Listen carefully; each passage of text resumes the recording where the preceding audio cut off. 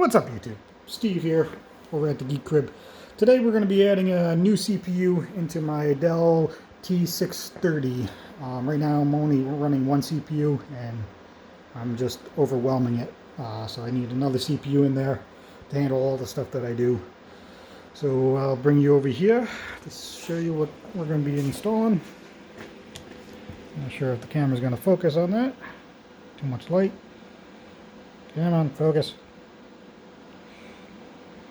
Anyway, so this is a E5 2620 version 3 CPU. This is the heatsink for it. Comes pre-thermal paste, which I'm going to see if that's going to work. If now I'll just put my own thermal paste on there. And then another 32 gig RAM stick. And then over here is going to be this server right here. Is the Dell T630. I'm going to be pulling out and shutting everything down. So, first thing first is to shut down all the VMs off of it. I'm going to put it into maintenance mode so when I do start it back up, it doesn't turn all my virtual machines back on. And hopefully it works. Now this CPU is not a Dell CPU. So this video is going to be either short and simple, or it's going to be short and epic fail. We'll find that out. Because sometimes Dell, they like to put some settings in there that they won't allow you to use other products besides Dell approved products. So we'll see how that works. Alright, so I'm going to be using app on my phone, and just easier to show everything down. Now there's two apps. There's an older version of vCenter application that's no longer on the app market, but I like to use that more than their new app. It just works better. I do have them both installed. I'm just going to use the one that I normally use. So I'll log into here. Now let's see. Let's shut down all the VMs. I'm just going to shut them down one by one, just make sure they all shut down properly.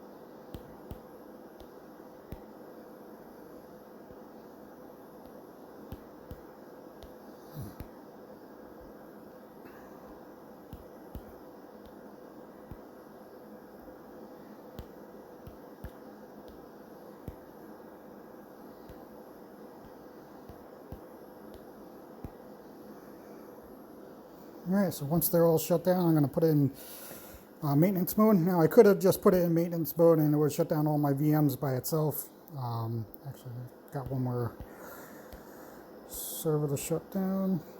Oh yeah, it is shutting down. Okay, it's just taking a little bit longer. So once they're all shut down, I'll put it in maintenance mode.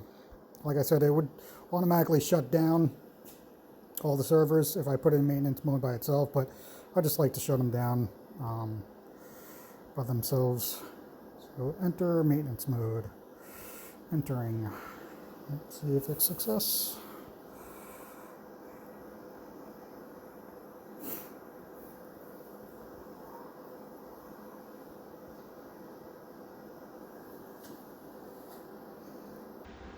Alright, so the server's in maintenance mode. It took a little bit longer.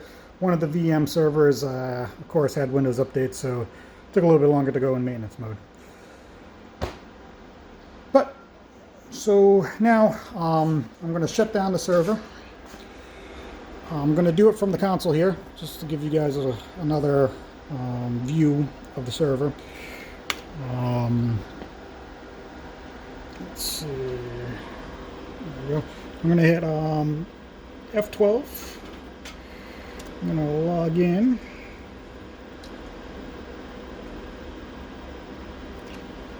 And now I can shut her down.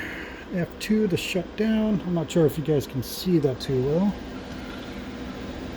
There you go, that's a little bit better. So I'm going to hit F2 to shut her down, and it's going to go and shut down. Once it's shut down, I'm going to pull out the server rack, unplug everything. Well, first label everything, because I'm sure I didn't label anything. I got so many connections back there, and then I'll get back to you guys.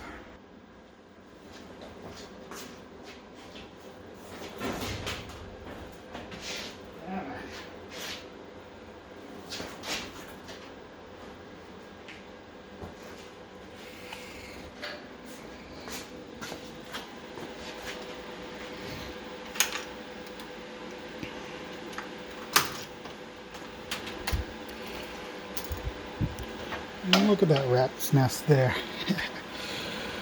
So I'm going to go and label these wires and get them unplugged and pull out the server. Alright, so sorry if it's too noisy with the fan blowing in here. I'll try to edit some of that out. So I got 5 Ethernet cables hooked up here. This green Ethernet cable right here goes to the iDRAC.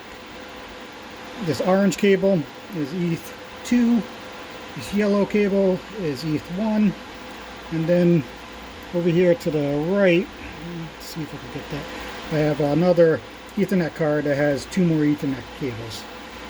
And that's all just for all different VLANs going into this virtual server here. And then I have a hard drive extender, which I'm not really utilizing. I might be taking that out actually, because that's, I think, is holding me up from upgrading to ESXi 7.0. So I'll make a decision about that. And all the rest, I do have a USB dongle for my Z-Wave for the home automation system.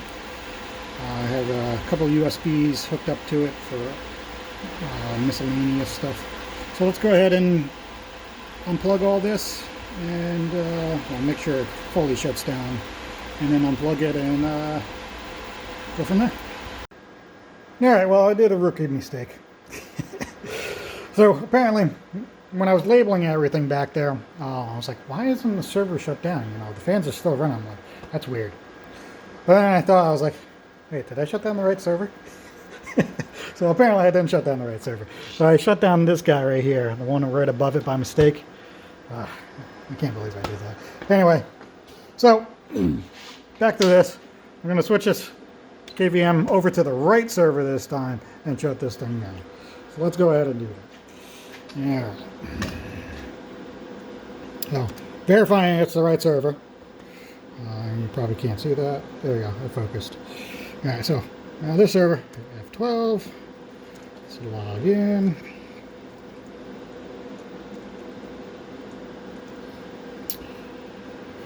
I'm going to hit F2 to shut the right server down now.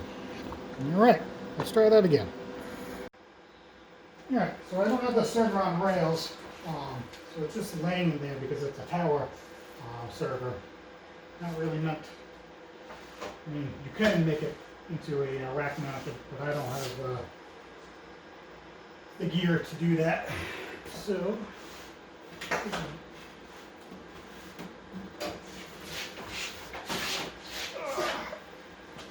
man, this thing's not light.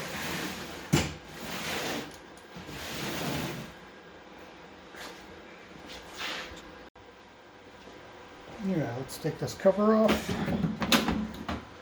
Set it off to the side. Now, I do like how Dell actually puts this whole fan shroud and the fans all in one, so you can hot swap everything all in one shot. It's pretty nifty. Set it off to the side.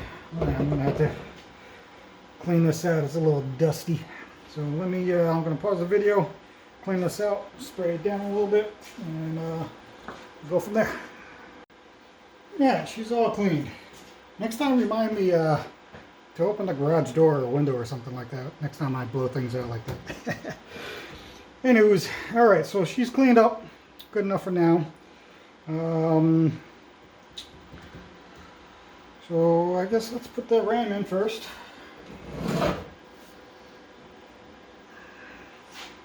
First, I'm going to want to look at the diagram here to see which slot.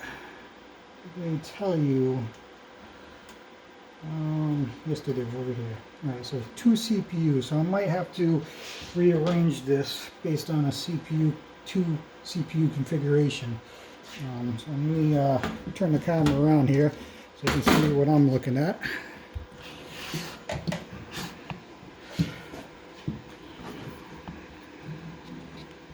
So this little diagram here, notice it has 1 CPU, 2 CPU. Come on, are you going to focus? There you go. And notice how the RAM sticks are placed in different areas.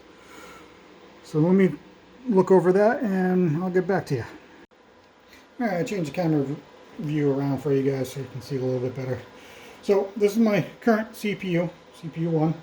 I have 3 RAM sticks. Each one is 32 gigs. Like I said, I did buy a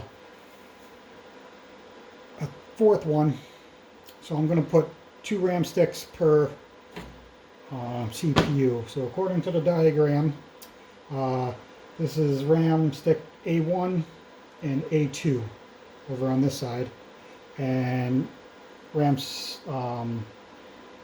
space B1 and B2, these white tabs over here. So I'm going to take this RAM out, put it over here, and put the new one in, and we should be good to go on the RAM side. So let's go ahead and do that.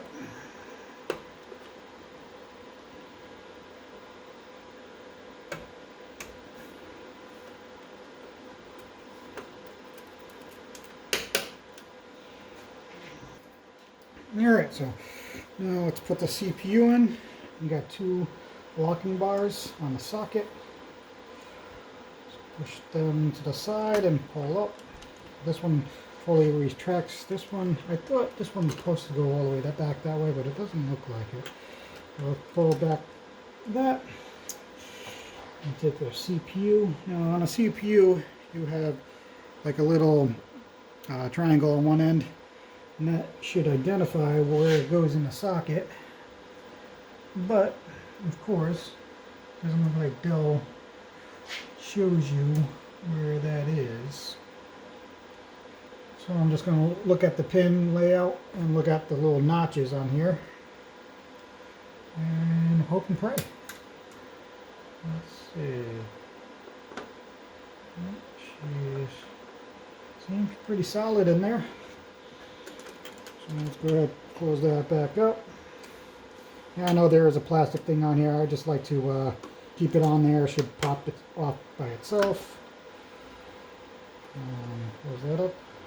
And voila. So now before I put the heat sink on, I'm going to get some little alcohol wipe here and wipe down the surface of the CPU to ensure that there's no grease or anything like that on it. Alright. So now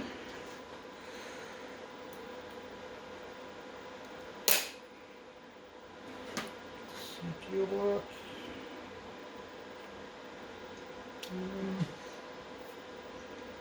Is there a particular way this thing goes? It doesn't look like it. Just do it. There's a little label here and there's a label on this one, so I'm just going to put it the same way. This one has the thermal paste on it. I'm going to run with it for now, and if I do see any heating issues, then I'll just figure it out from there. Oh, look at that. So, stupid me, the arrow is actually on the metal frame of it. I just didn't see it because I had the frame tilted back. Dumb. Things that you learn, you know, as you do.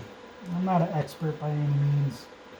I just like to do this in my free time. Let me get a screwdriver.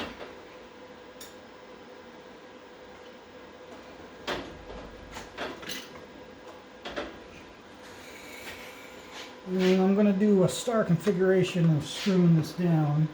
So I'll screw this side down a little bit, this side down a little bit. Actually, this looks like a star head and a flathead. So let me use a flathead instead.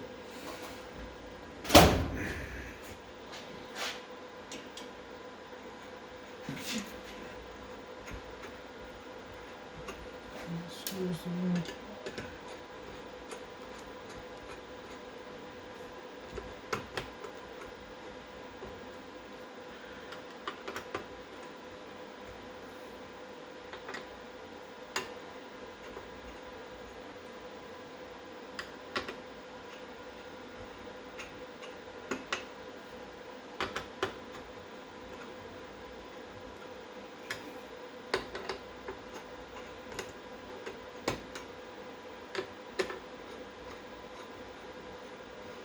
Doing a little at a time, each one. And I'm just going to keep on screwing until it's all the screws stop screwing. That's not funny. Anyway, so that's in, ram's in. Let's see what else. I think we're good, right? So I just want to show you guys quickly while I actually have the server out. A couple things with it. Alright, so pretty basic stuff. So I got my RAID controller here that manages my hard drive array, and then over here I have that SAS card that goes to a external hard drive bay, but I think I'm going to take out while I have it open. Then I have a gigabit Ethernet card here, and then I got an M.2 card here for running all my OS stuff. Then over here, this is running my ESXi. It's 2 SIM cards running at RAID 1, so if one fails, the other one picks up. But that hosts the ESXi virtual software. And that's about it. I mean, nothing crazy. I did not get, and I'm kind of stinks that I didn't get it. There should be a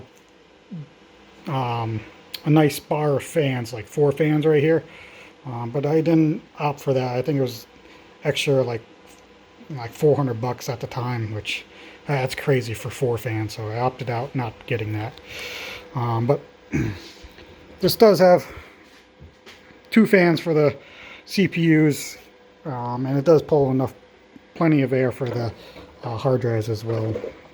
Let's put this bad boy back in here. Just clip right in, like that.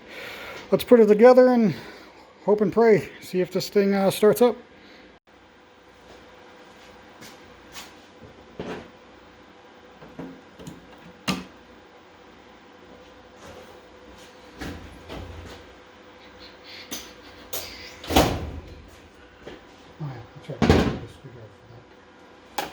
That's also another cool thing about this Dell server is that everything's pretty much screwless besides obviously the CPU. So I'm just going to pull out this card for now and put a blank in there and close her up and go from there.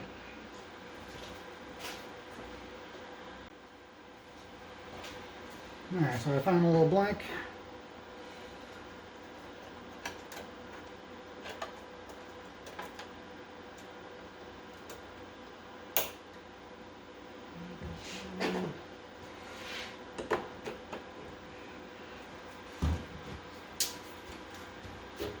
Am I missing anything?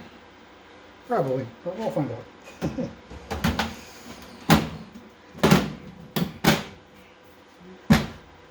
Good.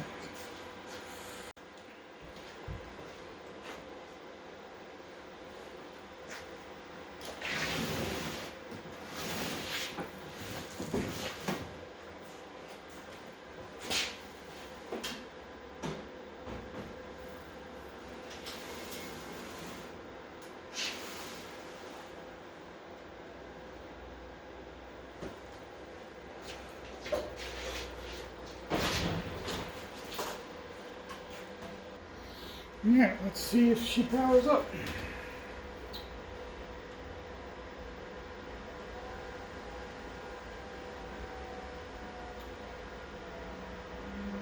It's saying mix dim detected. Oh, I wonder what that is going to be issue or not. I wonder why it's saying mix dim. That obviously is the memory, but is that just because it's just seeing it? Let's go into BIOS and see what it can see. Maybe I misread the memory stick configuration. We'll find out. Let's do a memory test. I'll get back to you guys. Alright, so it looks like it's locked up, stuck on memory detection. Saying mixed dim detected. There's two things. Either it is mixed dim, mixed RAM, which it shouldn't be because I bought that RAM specifically for the server. So I'm hoping not. That's not the case. I'm going to shut her down, take it back out,